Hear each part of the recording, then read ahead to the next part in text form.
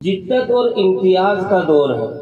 اس دور کے اندر وہی چیز قابل قبول ہوتی ہے جو معیاری ہو۔ غیر معیاری چیز کو ہمارا زمانہ قبول نہیں کرتا، اس لیے ہم چاہے اسکول کے اندر جائیں چاہے کالج کے اندر جائیں، ہمیں چاہیے کہ اس تعلیم کے اندر اپنے اندر کوئی انوکھا پن اور کوئی معیار پیدا کریں۔ جب ہمارے اندر کوئی انوکھا پن اور کوئی معیار ہوگا جبھی زمانہ ہمیں ہاتھوں ہاتھ لینے کے لیے آگے بڑھے گا، ورنہ اسکولوں کی کثرت اور جامعات کی کثرت سے ایک اتنی بڑی فوج پڑھ کر نکل رہی ہے جس کا سماج کے اندر جس کی کوئی ڈیمانڈ نہیں ہے، جو آج کے معیار کے اوپر پوری نہیں اترتی۔ اسی طرح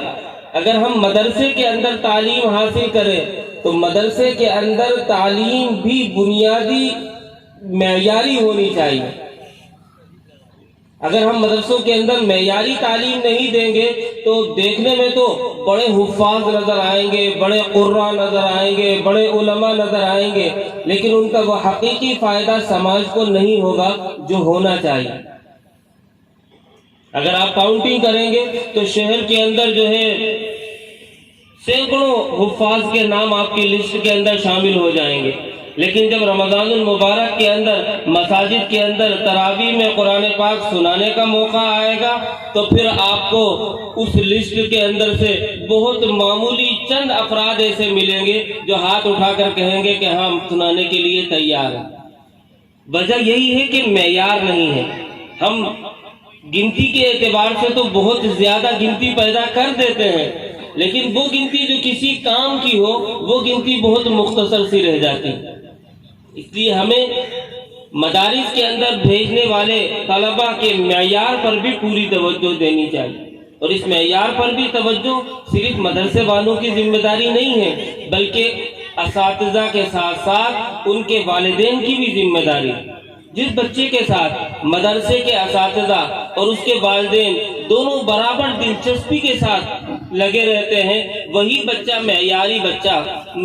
طالب علم، معیاری حافظ اور معیاری قاری بن کر سامنے آتا ہے۔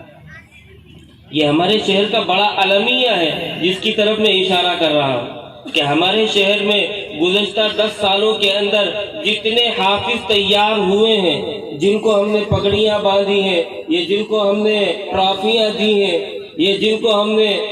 حافظ کا لقب دیا ہے، اگر ان تمام کو جمع کیا جائے اور پھر ان سے معلوم کیا جائے کہ کتنے ہیں جو رمضان المبارک میں قرآن پاک سنانے کے لیے آمادہ و تیار ہے، تو ان میں سے آدھے بھی ایسے نہیں ہوں گے جو رمضان المبارک میں قرآن پاک سنا سکیں۔ اور یہ ہماری بڑی ناکامیابی کی بات ہے، بڑے خسارے اور نقصان کی بات ہے۔ اور اس کے اندر مدرسے والوں کا میں سمجھتا ہوں کہ اتنا قصور نہیں ہے۔ مدرسے والے تو اپنی محنت کر دیتے ہیں، مدرسے والے تو جو کچھ ان سے بن پڑتا ہے ان کے ساتھ محنت کا معاملہ کر لیتے ہیں۔ بات گھر کی طرف سے بے اہمیتی کی ہے، والدین کی طرف سے عدم دلچسپی کی ہے۔ ایک تو پڑھائی کے دوران والدین دلچسپی کا مظاہرہ نہیں کرتے، اور ان کی پڑھائی کے تعلق سے ان کے دل میں کوئی شوق، کوئی جذبہ اور کوئی دلچسپی نہیں ہوتی۔ اور پھر جب مدرسے سے فارغ ہونے کے بعد وہ گھر چلے جاتے ہیں تو والدین کو اس بات کی کوئی فکر نہیں ہوتی کہ یہ بچہ حافظ ہو کر آیا ہے اور اس کو اپنا حفظ باقی رکھنے اور یاد رکھنے کے لیے مسلسل محنت درکار ہے اور مسلسل وقت درکار ہے۔ اس بچے کو کسی کام کاج میں لگا دیں گے، کسی دکان میں لگا دیں گے، کسی کاروبار میں لگا دیں گے، جس کا نتیجہ یہ ہوگا کہ مدرسے والوں نے جو 2-4 سال اس بچے کے اوپر محنت کی تھی وہ 1-8 سال کے اندر برابر ہو جائے گی۔ پھر اس کا نام حافظ رہ جائے گا لیکن وہ خود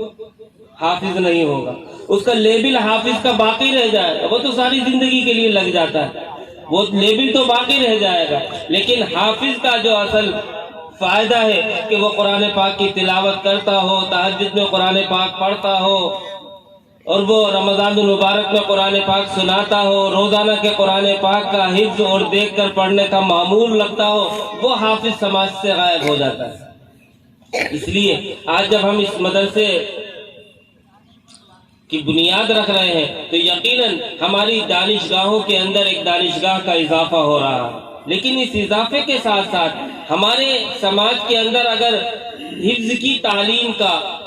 اور دینی تعلیم کا معیار بلند ہوتا ہے تب فائدہ ہے، ورنہ کوئی فائدہ نہیں۔ گنتی کے بڑھنا کوئی معنی نہیں رکھتا، معیار کا اونچا ہونا، اسٹینڈرڈ کا قائم ہونا، یہ چیز معنی رکھتی ہے۔